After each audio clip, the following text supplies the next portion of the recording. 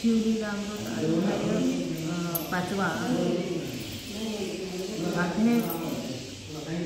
अध्याय 5मध्ये शंकराचा महिमा, भक्तांच्या प्रेमाची किंमत आणि सत्य धर्म पालनाचे महत्त्व सांगितले आहे. या अध्यायात भगवान शंकर भक्तांचे दुःख दूर करण्यासाठी कसे तत्पर असतात हे वर्णन आहे. या अध्यायात एक कथा येते. एक भक्त अत्यंत गरीब पण मनाने श्री शंकरावर पूर्ण श्रद्धा ठेवणारा असतो. तो नेहमी शिवनाम जपतो, व्रत करतो आणि आपल्या परीने पूजेसाठी जे काही शक्य आहे ते करतो. भगवान शंकर त्याच्या भावनेला प्रतिसाद देतात आणि त्याच्या आयुष्यात सुखसमृद्धी आणतात. यातून संदेश मिळतो की भगवानाला आपल्या भक्तीची किंमत असते. वस्तूंची नाही, मनापासून निस्वार्थ भावनेने केलेली पूजा सर्वश्रेष्ठ असते. तसेच यात सत्य, संयम, क्षमा आणि दया या 4 गोष्टींचे पालन केल्यास आयुष्य सुखी व शांत होते असे सांगितले आहे. मुख्य शिकवण म्हणजे भक्तीमध्ये भौतिक संपत्तीपेक्षा भावना मोठी असते.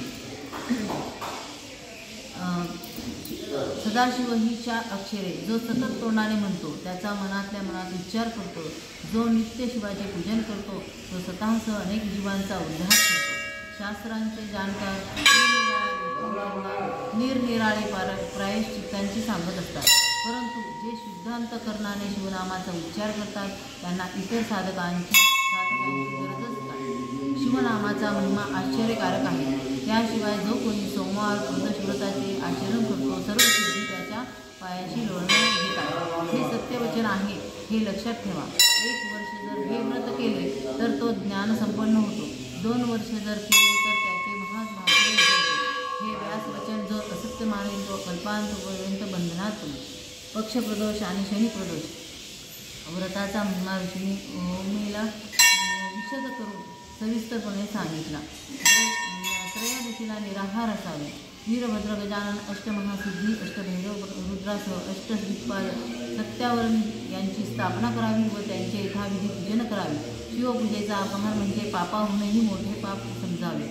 ज्या घरी शिवलीलामृत ग्रंथ आहे, शिव त्याची पाठ राखण करतो, त्याचे मागे सदा उमाकांत राहतो आणि शेवटी त्याला शिवपद प्राप्त करून देतो. हा ग्रंथ अमृतासारखा गोड आहे. ब्रह्मरचना ही पक्वजन पिकलेले फळ आहे. जे तरकट करणारे, कावळे आणि मुख दुर्बल त्यांना हे कसे आवडणार. ही ब्रह्मानंद विरूपाक्षा श्रीधर वरदा दुष्टकर्म नाहीसे करणाऱ्या कर्माध्यक्षा तुझे अनुभव सतत येत असतात. श्री शिवाय.